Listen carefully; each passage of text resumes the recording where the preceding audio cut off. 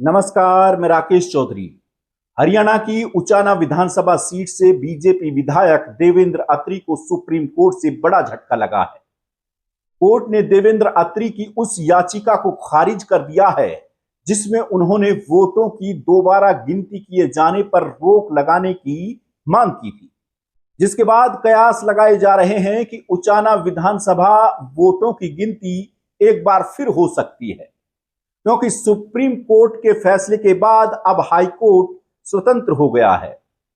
दूसरी ओर कांग्रेस उम्मीदवार रहे बृजेंद्र सिंह ने भी सुप्रीम कोर्ट के फैसले का स्वागत करते हुए कहा कि हाई कोर्ट में यह केस एविडेंस स्टेज पर आ चुका था। मेरी एविडेंस हो चुकी थी, रिटर्निंग ऑफिसर की होनी थी। अब आपको यह पूरा मामला हम विस्तार से समझाते हैं। दरअसल 2024 में हुए हरियाणा विधानसभा चुनाव में उचाना विधानसभा सीट से बीजेपी प्रत्याशी रहे देवेंद्र अत्री ने कांग्रेस प्रत्याशी बृजेंद्र सिंह को कड़े मुकाबले में सिर्फ 32 वोटों से हरा दिया था। लेकिन उचाना विधानसभा चुनाव में वोटों की गिनती को लेकर कांग्रेस नेता बृजेंद्र सिंह ने सवाल उठाए और पंजाब और हरियाणा हाई कोर्ट में नतीजे के खिलाफ याचिका दायर कर दी।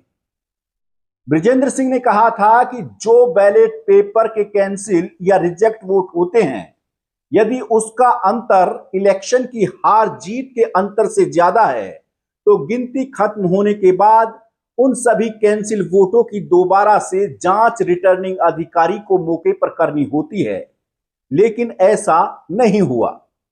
बृजेंद्र सिंह ने दलील दी कि 150 वोट केवल इसलिए कैंसिल किए गए क्योंकि पोस्टल बैलेट के लिफाफे के ऊपर जो स्कैनर था उनकी स्कैनिंग नहीं हो पा रही थी, इसलिए वो रिजेक्ट के डिब्बे में डाल दिए गए। जबकि जिन वोटों की स्कैनिंग नहीं होती है तो उन लिफाफों को कैसे खोलना है, इसकी भी एक प्रक्रिया होती है जिसका पालन गिनती के दौरान नहीं हुआ। वोटों की जीत हार का अंतर मात्र 32 वोटों का है, इसलिए इस प्रक्रिया का पालन कर काउंटिंग जरूरी थी।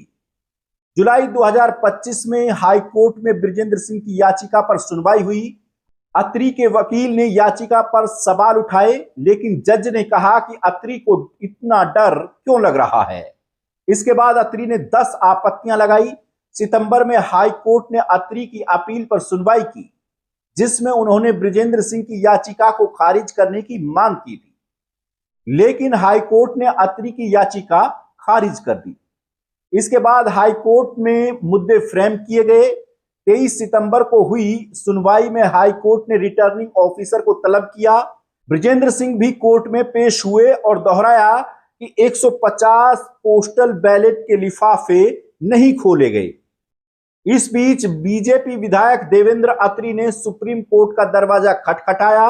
फरवरी 2026 में अत्री ने सुप्रीम कोर्ट में स्पेशल लीव पिटीशन दायर की, जिसमें हाई कोर्ट की कार्यवाही रोकने और रिकाउंटिंग ना करने की मांग की गई। लेकिन अब सुप्रीम कोर्ट ने अत्री की इस याचिका को खारिज कर दिया है, जिससे हाई कोर्ट में सुनवाई जारी रहेगी। यानी बीजेपी विधायक देवेंद्र अत्री को सुप्रीम कोर्ट से बड़ा झटका लगा है, जबकि बृजेंद्र सिंह के लिए यह बड़ी राहत वाली खबर है। ऐसे में अब देखना होगा कि इस मामले को लेकर हाई कोर्ट का क्या फैसला निकलकर सामने आता है।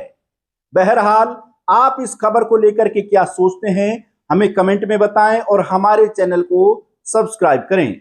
नमस्कार।